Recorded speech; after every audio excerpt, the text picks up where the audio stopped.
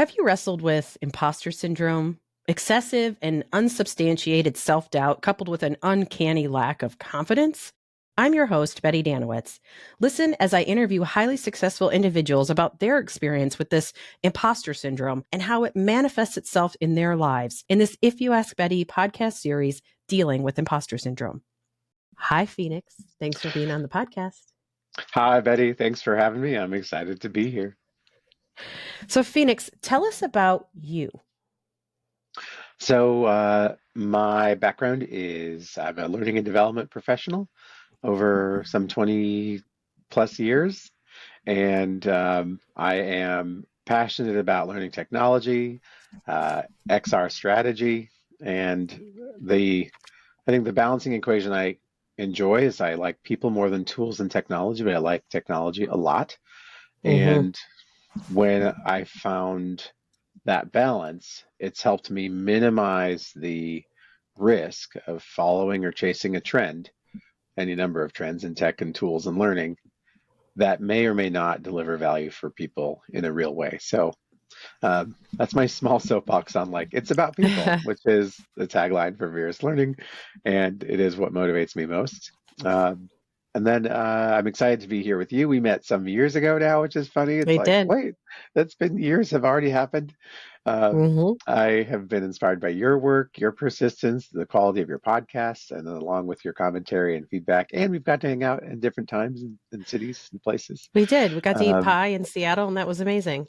it was awesome. Yeah. Hmm. Um, yeah, that's a short version of I'm the youngest of my family, and I think I'm a little bit like the most nerdy in that I'm always asking some kind of data-driven question. So I blame learning and development for that. Obviously, it's definitely their fault. And I'm excited that you mentioned that you're the youngest. I think we're going to come back around to that a little bit later in the episode. But Sure. first, let me ask you this. What would you say are your biggest accomplishments in life and in work? Um, in life, I am very, very proud of achieving my bachelor's and master's, and that's in my family the first to do that. Um, Not through the lens of like, it doesn't make me think of myself as better than anyone else. I think it's much more that it was a very late stage adventure in my Mm, 30s that I finished my master's. So there are a lot of reasons that it wasn't going to unfold like, say, I might have thought from the traditional idea of high school, college, some more college, and then on to a career. So I am definitely inspired by anyone who's set a target and achieved it, but also knowing what it takes to do it for myself uh, was pretty exciting to say I finished my master's when I turned 40. I had purchased a home and at the same time in my professional career had launched a really exciting national program, which was at T-Mobile. I designed and built the program that opened the first signature store in Times Square, New York, where I stayed mm, and very worked fun. for several weeks, meeting great team members, doing T3s with trainers, um, just being, in the sense of it being a New Yorker for a while and being able to just, that store that's open. I'm like, man, when I'm an old man, I'd be like, I hope I was there. I hope that store didn't, it was not unlocked until after we were Yeah. done. So it's wild to see it in a random commercial or an ad or whatnot, to be like, yeah, it was a big shift, not only in strategy, but in customer focus, customer experience design, and then also a strategy for learning that was scalable and then was used in Miami and Chicago and other store signature store openings. So, there's a lot of adventures in anyone's career and hopefully a few that stand out. That one really stands out for me. That's definitely something to be proud of for sure. And I have been to Times Square and seen that store, but I didn't know Yeah. until now. And so now I can be like, hey, I know the guy. I know the guy who made that happen. One of So many, but yeah, it was a real yeah. linchpin in how are we going to do it? Because we had a mock store to walk up. Like in Bellevue, there was an empty, like a fake Mm, store, just like sure. tape on the floor kind of thing. But to really think about time and motion and designing, how are you going to train smart people things they already know about, but tell them to think about it differently? Yeah. It was really interesting. Yeah. So if I were to ask other people, what would other people say about you? Um, I'd say I've heard feedback that includes I'm sharp or I'm smart, or I might be considered funny. I also have an old boss of mine who said it's ready, aim, then fire, not ready, fire, aim. So Yeah. I think people have shared that my pace is fast, and sometimes I should slow down, uh, which is I'd say I've become very comfortable with that feedback in my 40s. Hmm. um, I think people have shared that I'm a good listener and demonstrate a lot of empathy, and I think people know that I really care about them. Uh, my motivations are not mysterious; they're pretty straightforward. And if I'm, say, coming to someone with a financial ask, a technical ask, or a supporting ask, or something, whatever that request is, it'll be described very clearly up front. So um, the last thing I think of is my friend and mentor Jack, who's known me since I was 21. He said early on, he's like, "Well, you're a Witzik." And I was like, "What the hell does that mean?" I thought this was some strange insult. It's like, no, it means you're what you see is what you get. And I don't think I knew that about myself at that time, but I'm happy to say I would agree with that fully now. Hmm. Hmm.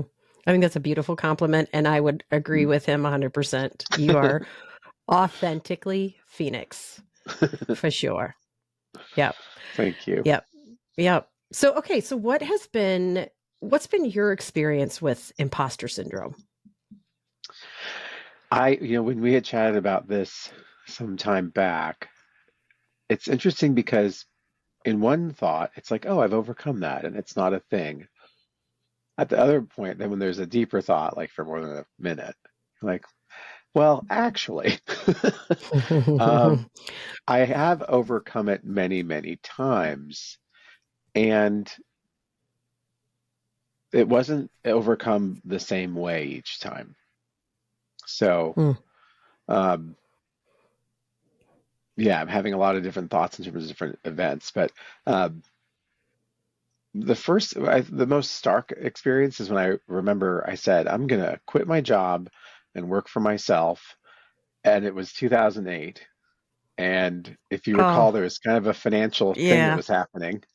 There was a thing. Yeah. And at the time, I was in my 30s, maybe 30. And my coworker, Sean, and I worked in the same company. I remember saying to him, we've got it really good. We kind of are in middle management. I'm a program manager. I make good money. Um, but I think I'm going to resign and like start my own thing. Mm. And I thought very clearly about it for several weeks, obviously knowing why am I going to do this? Well, timing and opportunity arrived, at which point an old company I used to work with, the founder of another company, said, "Hey, I wanted to see if you wanted to come work for me again." I said, "Well, if you'll hire my company, I will."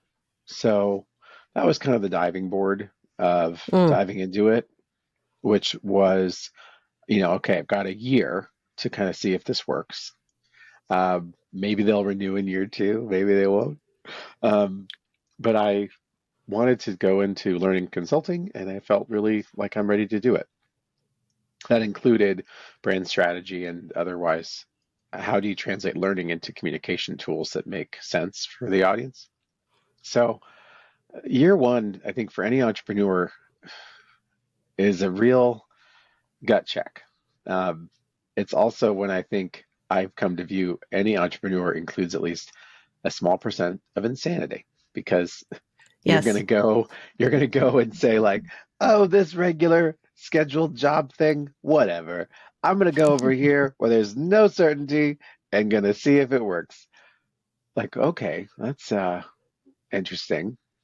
So the number of meetings that I would be in, especially in year one, where you've got people with big companies, they've got employees, and then you're added to this mix, right? Part of it was someone believed in you enough to say, give you a shot, right? Like my old boss knew my prior work and he was an entrepreneur, so that probably helped. He understood, like, oh, you're going to do one of those things. Hmm. Okay, I'll help you out. Uh, his name is Mike Lance. He's still someone I know, and he's an entrepreneur still. Um, it's but when you're seeing these meetings with people and they're like, at the time, I looked younger and I probably sounded younger, and I think I always knew that people were waiting for me to. It felt like they were gonna be like, "Haha, I knew you were a young idiot," Aha. And so managing that, I kind of would think of things like nonverbals, body language, clothing, appearance, posture. Like, how many ways can I make sure that no one finds out I just started this 8 weeks ago? And Sure. yet you aren't going to lie like, yeah, my company's 72 years old. I inherited it from my father. That's not true. So Right. there's Mhm. it's almost like two trains are going to arrive at this intersection, and every day or meeting or event is including this moment like, are they going to collide? Are they going to ask about a question where the truth is this and this is what it is and that's going to happen, and they're going to be like, oh, I can't work with you. You don't know what you're doing. Um, Even though at the time I had been in that space for 10 years, learning and development, design, custom training, consulting, all those different custom projects with very large companies. So I knew what I was doing.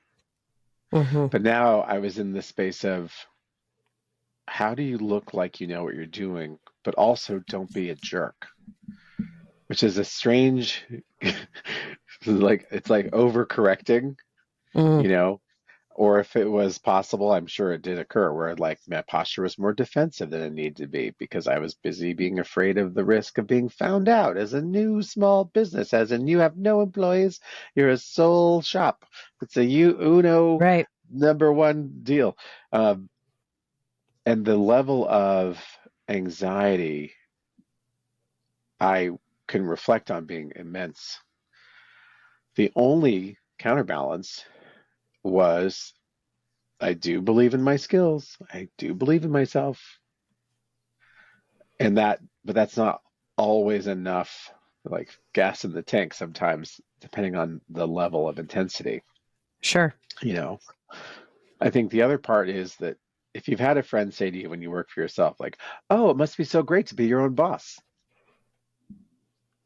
And you really want to help them know that, well, actually, I now have Actually. 72 bosses, Right. and I don't actually have one boss, and the boss really isn't me. Like, it's almost a violent awakening to the idea that your boss is your customer, and your customer, if you're lucky, is more than one. And now you need to meet all the needs of all the people, like a mama bird feeding all the babies. And no one Yes. can go hungry, because if they do, they'll fire you. Right. Right. Now, Right. also Love that. deal with your anxiety issues on your own, quietly at Mhm. home after work. Now, don't bring it to work, you know? That's right.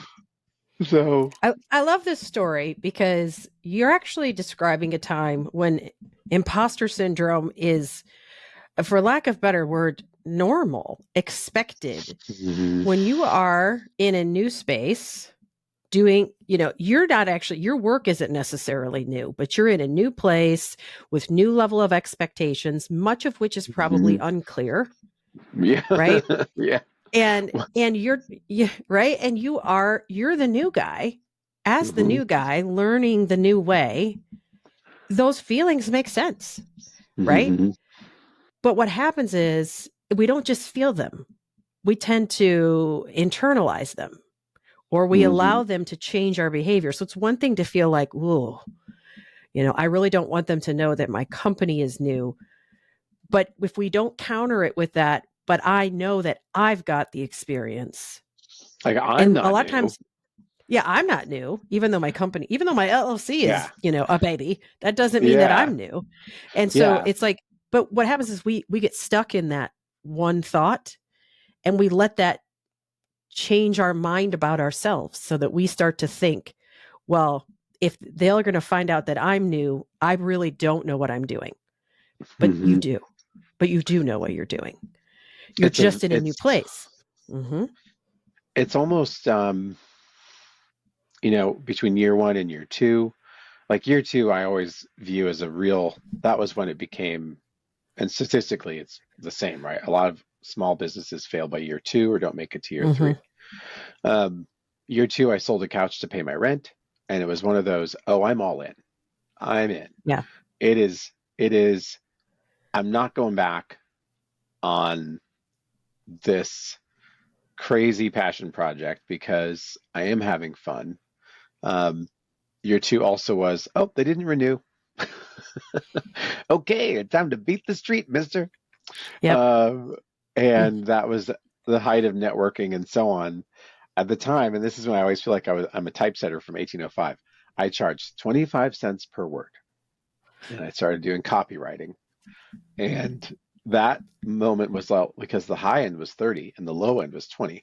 I figured I'll be right in the middle, and I was. Um, and then I got a gig writing in a magazine called Indie Health Minute Magazine with a great editor, writing 2 articles a month on health news. And then, writing and doing web design and web product stuff. But, I think going to these networking events with my little business cards, and now I need 25 cents per word. Yeah. I, I'm fascinated to, and this is kind of where I think the level of entrepreneurs, I think, share in this point of like, eventually you're just like, well, universe, God, heaven, any other descriptor you prefer. Okay, let's see what happens. Um, because it is a leap of faith Mm-hmm. in my For view, sure. and but it gets tested and in different ways. It was suddenly at this timeline of events, branding was sort of exploding as a thing, 2008, 9, 10. um, in a way that it's sort of like any tidal wave or a trend, right? Today, it's not necessarily a new topic. It may even be auto-generated through AI. There might be tools that make it easy to whip up a brand in 10 minutes. Mm-hmm. Um, but for a while, between SEO was new, metadata was a bigger thing, search bots and crawlers and how you do web deployment was changing. But along with that was we'll say, collective awareness that, like, oh, you should have a brand of some kind. Yeah, it's a thing. And so That's the me thing. and all the other folks out there doing something similar to what I was doing, we're doing this song and dance about, hey, I can help you with your brand and your copywriting and your messaging and your tone and your voice and your colors and um, and being in these networking events, you'd be running into a lot of people. We're doing the same thing. You're like, I felt so original about a year ago. Yeah.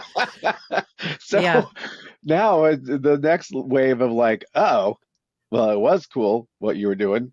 And that's the evolution that did validly continue the work for 7 years, was really basing brand strategy on adult learning psychology and what is it that happens through educational content, and how do you translate meaning and value through your employees into a brand strategy that is now reliably trusted by your customer. So Mm-hmm. L&D informed the brand strategy that I worked with for customers. But the the wild card of just like, okay, it's like round two, here we go. Yeah. Sell your couch, go bill 25 cents per word, start talking to everybody. I was giving business cards to store clerks, to grocery people. I didn't care who you were. I was like, have you heard of this person? Have you heard of me? You probably haven't heard of me. I live nearby. So, That's great. That's awesome. um, I think the part that I'd say in that first wave of deep sense of imposter getting found out that you're new and nobody wants to work with you and you're just nobody, was the wonderful discovery of just how, both between humility and courage, that I was like, you know what? I believe in me, and that's going to have to be enough for you. Yeah. And You if had I'm to not the sort of guy for you, pull, you had to I'll pull move yourself on. up by your bootstraps, right? Which is like Yeah. actually like, have you ever had worn boots and they have, Yes. you ever They try do to have pull little yourself? loops. Yeah. Like they You do actually can't. have straps. It's kind yeah. But the idea is that you have to do something impossible. You have to stand up Mhm. and say, I'm going to believe in me. Mhm. And that imposter syndrome is still happening. You're just, you're just moving forward anyway. Hmm. And I think entrepreneurs, I think this is just a daily part of life. And it becomes very much the norm Yeah, to deal with that. Yeah. it does. You know, the next level of this imposter adventure for me was I moved to Seattle. Mm, So in 2010, this summer is 15 years in Washington, and I moved here to this is the last place I wanted to move. And I remember my mom has a wonderful rule about when you're in a new city. Her rule is when you're in a new city, start at the top. So in New York, for me, that's the Waldorf Astoria. Go mm, there, hang out there, just be there. hmm. Wonderful old building. The feeling of that building I find amazing. Um, and it's my mom's advice that I've taken numerous times. And that bore itself out through a series of lovely luck and incidents. One was I joined a meetup group for writers, just creative writing, and I met Hmm. someone there. Uh, and she invited me to be a member of the Columbia Tower Club. And that Oh. is how I got to join that club. But now it's you can join more freely. At the time, someone had to vouch for you, and she was kind enough to think well of me as this new kid.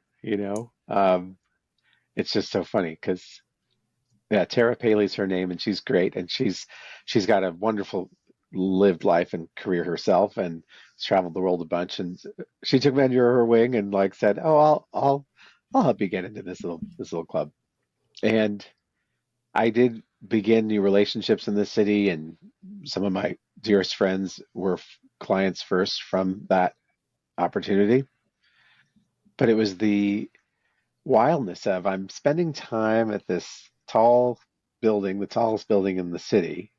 You're on the 75th floor looking out at Puget Ooh. Sound while I'm staying in my friend's basement under the unfinished kitchen area beneath the kitchen and the footsteps above with my cat and my belongings. And as a lovely landing pad that she provided, it was a very, you know, just two worlds all at once. You know, Hmm. I remember this is before we met today. I was reflecting on something that I related to, and it was sort of this. If you ever read Great Expectations, Pip and Miss Havisham, Yeah. um, Charles Dickens. So in fourth grade, this is a way back, I was Pip in the play, and there's a line that resonated so much for me in that play. And I remember grown up saying, "Oh, you did that so well. You're such a great actor." Well, the deep-seated truth is I don't think I was acting at all. Pip's character feels deeply embarrassed when the girl he's in love with makes fun of him for calling knaves jacks and in a Mm, deck of cards while playing cards. And Stella, the character who's laughing at him because he's so adorably unrefined, is breaking his heart at the same time. And yeah. so the line I had in fourth grade was this character of Pip who says, "I just wish I weren't so crude, and I wish I didn't call knaves jacks," you know. And I just remember being very upset by this character arc, and that I felt that as a very poor kid who wanted to have whatever fancy stuff was normal, that I too wanted to not be calling knaves jacks. Yeah. And Yeah. so, to find yourself literally at totally opposite ends of your lifetime, being in this fancy tower with, lovely people, well dressed, so on, and champagne and all these things in my year one of my new adventure with a company that at that point was, 4 or 5 years old. I had kept two Hmm. clients from the Midwest, and I, managed to achieve a goal, which was live where I want and work from home. It was wild to be like, oh, I'm back at zero, man. You know, they're going to find out Yeah. I've got a Ford Fusion, and I live in a basement, and I don't have a bunch of computers, and I don't have an office, and I don't have a MacBook yet. Like it Yeah. was just so funny, the level of I thought I already did this. Like Yeah. I didn't have this insecurity, and now here I am. Uh, And you're at a space where you feel less than what you think oh, is required. You don't feel like you are enough, have enough. You don't have the mhm. MacBook. I love that. That's fantastic. I didn't Um, have an iPad yet. I didn't have I mean, any it's like, digital tools. yeah, like I don't have the status. I don't have the marks. I Yeah. don't have the letters after Uh, my name. So who yeah. am I? Yeah. So when you're having an episode of imposter syndrome, because I'm assuming it still happens, Yeah. how does it manifest itself? So for some people, they've mentioned like the perfectionism or overachieving, even self-sabotage. Like, what do you experience? Like, what Mhm. happens? I am going to share some feedback that a very bold person named Tanya Vance gave me Mm, at the Columbia Tower Club. And, you know, sometimes kindness is wrapped in barbed wire, and it's still the truth. mm, So, any number of mixers and networking events, I'm in the middle of some, maybe about a year in the city by that time. I haven't, netted X number of clients, and I've got so many bills and so on. And the output there, really, which did stem from that insecurity, was my sales pitch was just desperate, you know. mm, And that's not even a judgment as much as it is an observable fact, right? So if we reflect on someone we've met who's got a desperate sales pitch, it looks desperate. It is. Now, Tanya is not someone who wasted time. She was an immigration attorney. She was from, I think, part of Eastern Europe, but I don't want to be for sure. Um, and it's just a bold, strong person. Well, she had the grace to give me some time, which was she said, you know, you really can't try that hard. You look desperate, and it just isn't working for you. Now, if you've ever had like your stomach turn and you want to vomit and go into a corner and hide, been there. um, Hmm. but you're also trying to remain calm with your face and try to actually hear what's happening. I did manage to maintain some composure, and I bluntly thanked her for telling me the truth. And I think I went home about as sheepishly as anyone could because I'm surrounded by, at that point, we'll call it a perception of wealth and liquidity, and unable to land a deal in whatever manner of speaking that might be was just driving me insane because I know I can do the things, right? Hmm. Um, but what was stopping me really was the view I had of myself. And that's where that desperation and intensity were coming from. So I'd say it's kind of like thinking of it this way. If you're holding something too tightly, you're probably going to break it.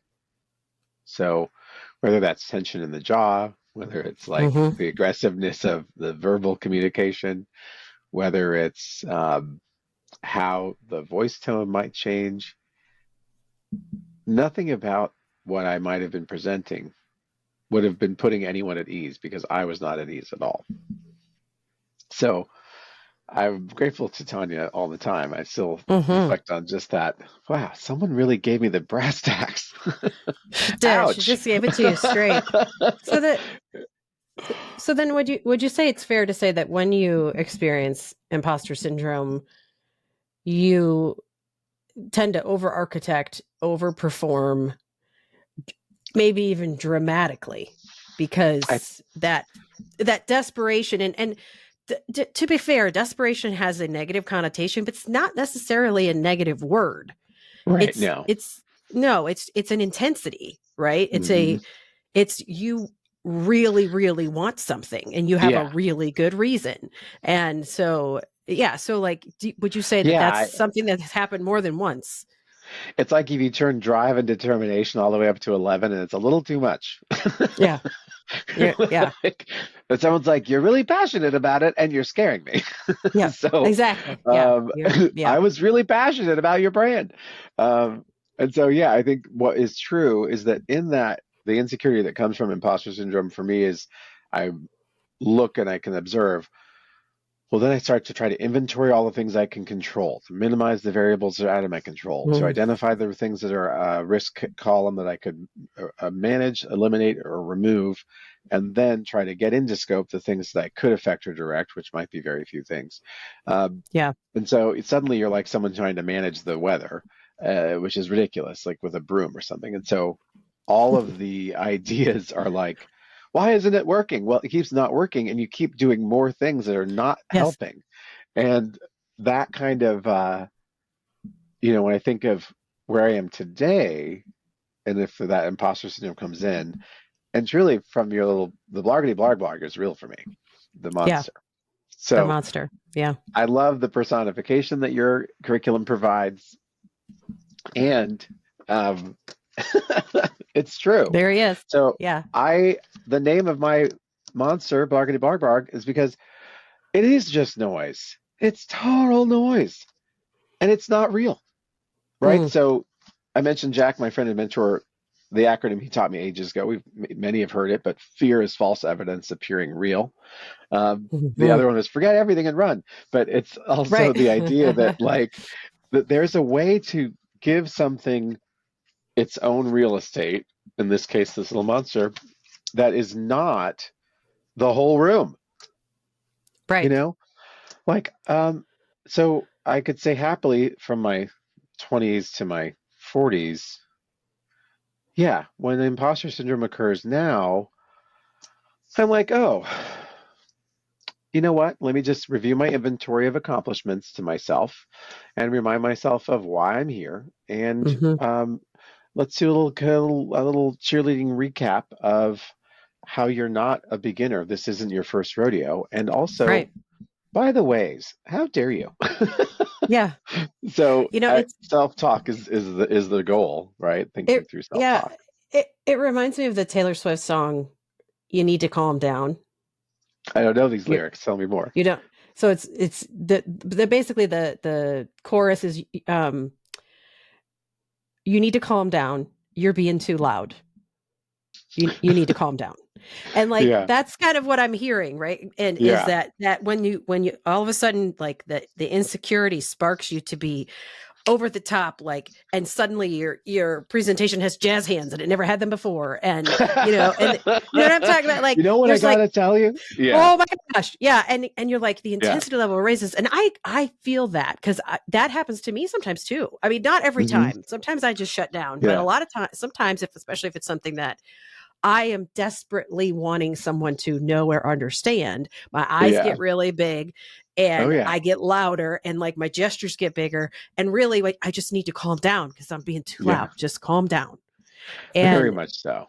and I wonder how many people listening are like, well, shit, that's what I'm doing. That's why all of a Well, sudden I turn into a crazy person because it's actually insecurity. yeah, and I think the part that's interesting when kind of this unpacking of the both Pippa Mishavisham, while Charles Dickens, a perennial favorite, why that story came back and why it was so interesting. Thinking of talking to you today, I was thinking about this yesterday. I was like, I to think that I was 8 years old, 9 years Mm-hmm. old, Mm-hmm. and without the vocabulary related to the imposter syndrome of a character in a book now turned play so deeply. Because the character Yeah. cries, and I was crying, and everyone was really moved because this kid's crying, and this acting kid is now doing a thing. I didn't have any capacity to explain to them, I'm crying because I'm really sad. Because I'm actually sad, right? I'm crying because Pip is me in my life. You don't understand. This is not theater. Right. This is like Stanislavski method or whatever. This is full on. And I am immersed in the character, people. Um, Yeah. but to think that, for someone who is listening and might be curious, I can assure you from my vantage point, imposter syndrome does not care how old you are, or how many degrees you have, or how many 10,000 hours you've completed. It's like it can show up based on the data presented. And so within the Columbia Tower Club or the fancy place or the get together with friends and various accomplishments and all those things, and even how some people feel turned off from or avoid social media, the idea that this comparison is happening Mm-hmm. all the time. Yeah, It's the solutions vary, I think, for every person on how to handle it. I think absolutely. from for my practical self, it's one has been to if I felt there's an area of weakness, I'm going to go address it. So the example is when I decided to do a master's, the math on that can always be plus or minus, good or bad. The output, though, was I looked at an arena in learning and development in a field that I started by accident from a long ago PowerPoint sort of thing Mm-hmm. to now. And now a young person can go to school and get a master's in a thing that didn't have a degree or a curriculum around it at all 15 or so years ago and arrive in a workplace at 27 years old with a master's in instructional design or organizational development, adult learning theory, a range of things. Mm-hmm. So, in my own management of that imposter syndrome, was like, okay, I've officially gone over a decade without a degree, 15 years or so, and that's been fine. So, when I weighted these two things, do I need one? Would I want one? And then what's the point of this whole thing? The strong value prop for me was one, I'd like to go ahead and reinforce my lived experience with curriculum that Mm-hmm. allows me to sharpen that sword. Sure. So now I feel really very positive about, yeah, I have a degree in the thing too. And I like that it came later in my case because it feels very valuable to me personally as it wasn't pushed, required, or put upon by, say, parents or peers. Sure. But it also did succinctly address a potential imposter syndrome on the horizon that I would be facing, say, opportunity X in company Y with all the various candidates. And I felt like I don't want to be explaining how I'm very talented next to like the five master's degree kids. And I say Right. kids with a loving tone, meaning like I would be old man Jenkins here, and they're going to be like, aha, I arrived with 87 swords. And I'm like, oh gosh, I can and I just knew I was like, I do not want to experience this. So let me go ahead and see how I can address that. And I Yeah. sought out different degree programs and finished one eventually. But it was just like, oh gosh, yeah, I don't want to go through that. Yeah. And sometimes I think there's the ability to know kind of what our own imposter roadmap is. Um, that might mean there's a way to mitigate it, whether it's certifications, additional learning, more reading, maybe it's travel and exposure to experiences, who knows? But Yeah. Or um, maybe none of those things will help true. because it's something else. And that's actually a beautiful segue into the next question, which we didn't even Sure. plan, which I just love. But so when you're thinking about how it manifests itself, so you're thinking about the you need to calm down, right? You're Mhm, thinking about the over dramatization of mhm, you know your desperation, which I'm mhm. saying all that tongue in cheek, knowing that we've just had this conversation that both of those there's nothing wrong with that word. Yeah, But yeah. when you think about that, are there other contributing factors? So, like we've talked in previous episodes about things that might trigger you, Mhm. and you've mentioned a lot of them being newly measured. Like when you started working, even though you had 20 plus years experience, you're newly Yeah. measured as an LLC. Mhm. When you're losing a sale, I could see that coming up, right? Yeah, For whatever the reason, yeah, those types of yeah. things. But is there something else maybe about you that sort of triggers or makes this imposter syndrome phenomenon happen? Oh, yeah. So I'd say the blunt short version for anyone who has to get out of the car or go to work right now is therapy is an essential part of personal discovery. And that isn't to say therapy is a one size fits all approach, but personal work in areas related to upbringing and life adventures includes an awareness that I am grateful for regarding sense of worth, personal value, and the sense of belonging. Mm-hmm. So Mm-hmm. the youngest of several, and the youngest by 13 years to the oldest, and 11 to the middle, um, includes these long distance elements of where do I fit in and where do I belong, along with a variable roadmap of grown-ups and all the ways that parents are people. Yeah. Um, that is really where I'd say, okay, why is an imposter syndrome experience less common now for me than it would have been before? One, I know my worth and I don't have a deep challenge with that today, but I didn't always know my worth before. Mm-hmm. And Mm-hmm. I'd say that is also age neutral. You can meet some very young, capable people who are very clear about their worth, and they do not have a problem about how they value themselves.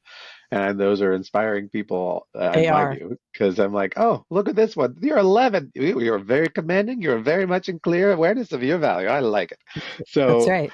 um, congrats to anyone who's in that place, regardless of age.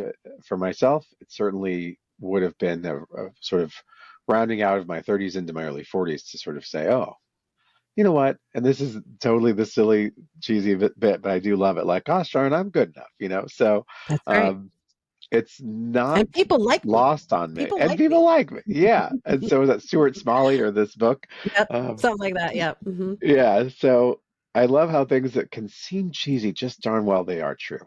Like Mm-hmm. teamwork makes the dream work. It's true. It's Um, true.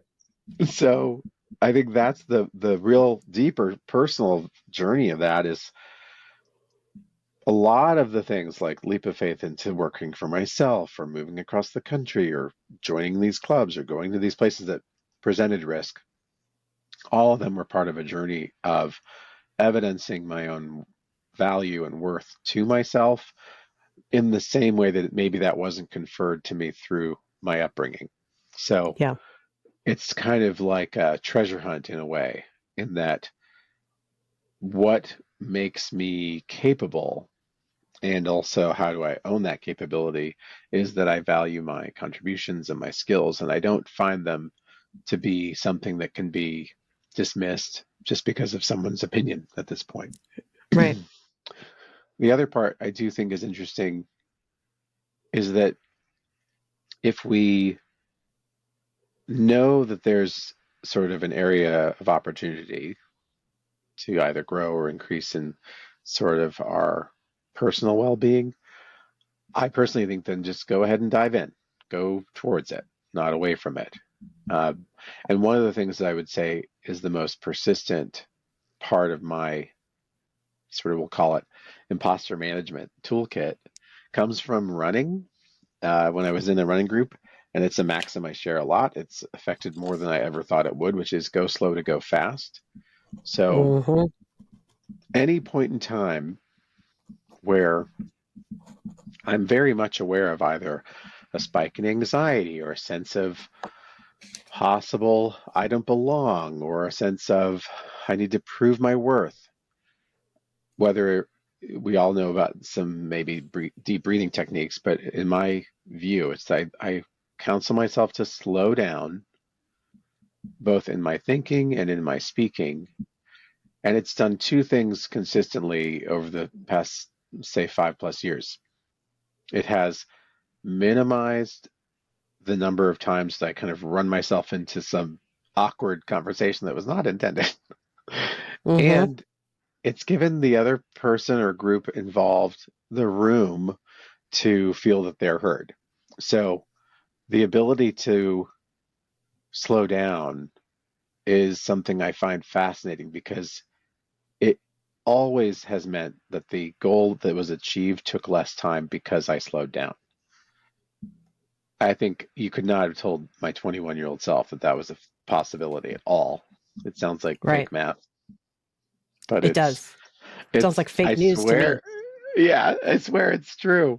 All you have to do is slow down and you'll Mm-hmm. actually go faster. Hmm. Mm-hmm. I'm sure there's a physicist who could help us all learn more about that, but I assure you, it is a strange phenomenon. And I think when the heart rate has gone up, the anxiety goes up, the sense of time and place, and the ability to sort of feel like that oh no feeling of imposter monster syndrome. Sure. The slowdown Slow is down. wonderful. Yeah. And I think if I was to say, so well, how do you say that though? How's that sound? Um, it could be as simple as saying, let me think about that. That's a very safe catch-all because you might be in the middle of someone asks you a question, or someone wants to get your curriculum vitae, or someone wants to know why you think you're so whatever. Um, Yeah. the let me think about that gives everyone a logical reason for why we're pausing. Yes.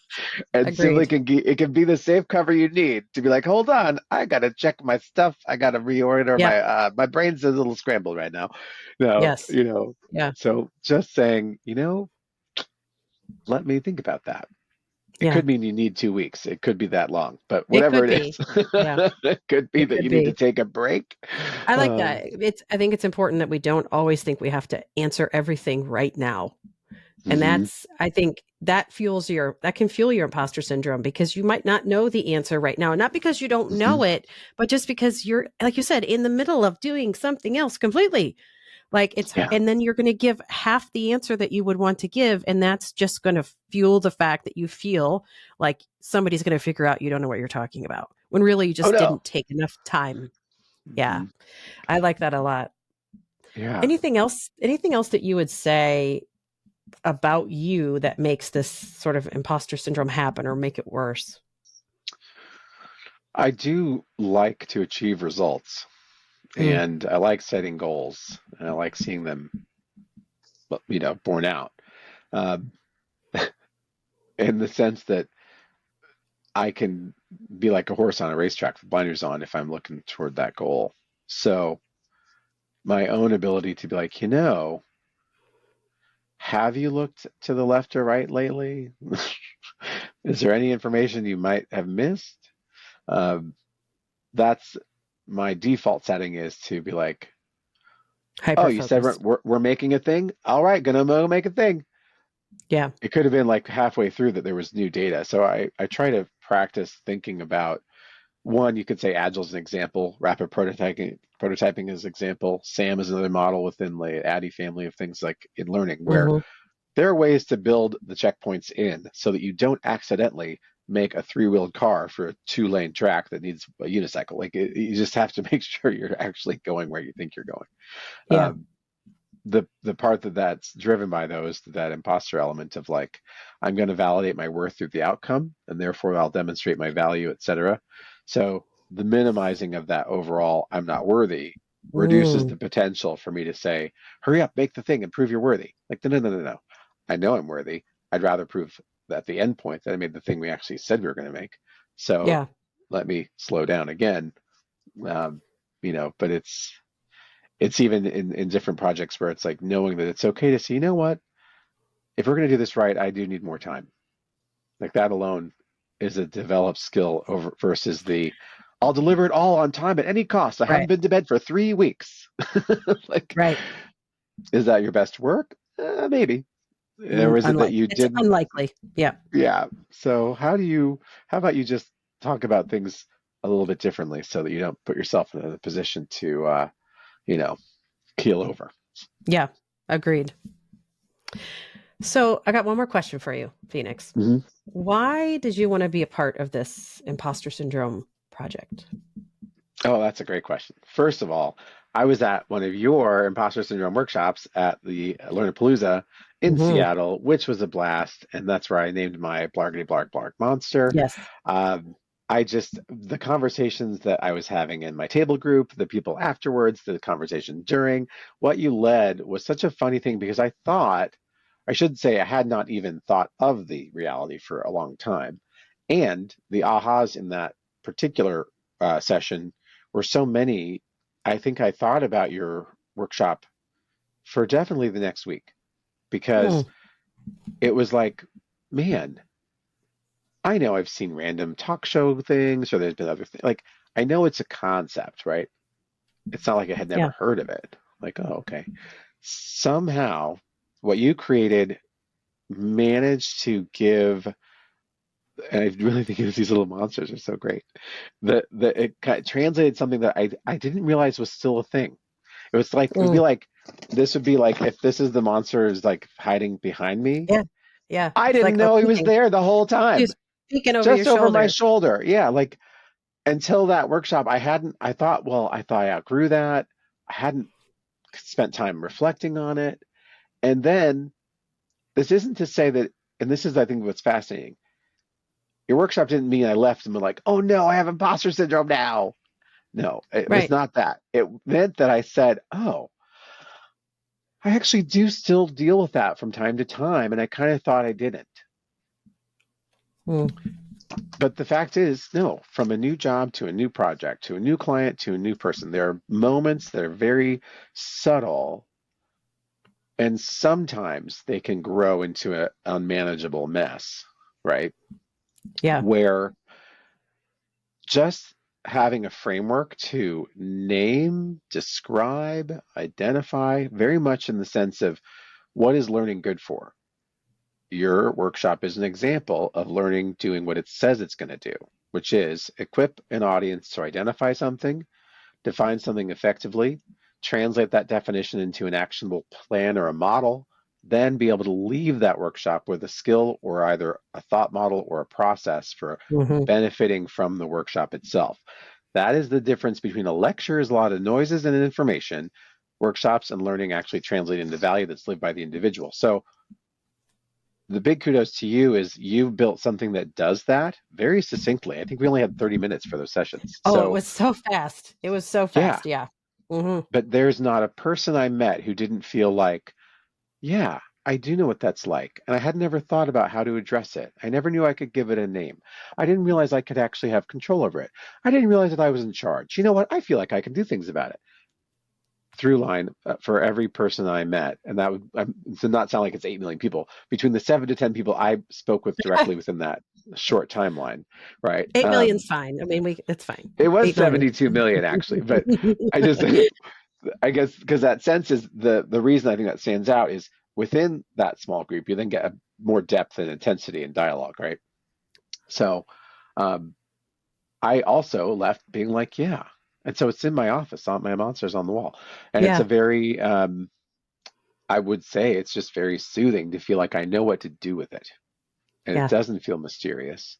I think it's a real credit to your writing and design because I think if you looked at child psychology and the ability for kids to give feelings a name, Hmm. right? We're all just about big kids. We just got bigger. We're still about 10 as far as development, then we just get bigger and stuff. Maybe we get better, That's but truth. Yeah.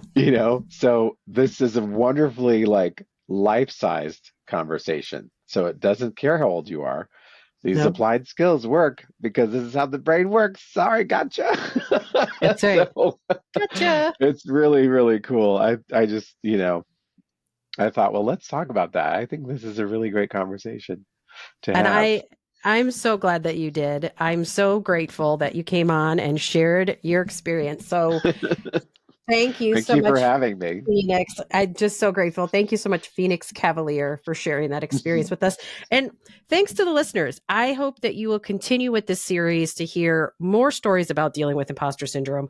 So many amazing people deal with this every day, and sharing their story helps them and you feel less alone. So be sure to follow If You Ask Betty on LinkedIn and YouTube for more episodes and resources. And tell your friends about it. Hit that share button so that they too know that they're not alone. Peace out. Awesome.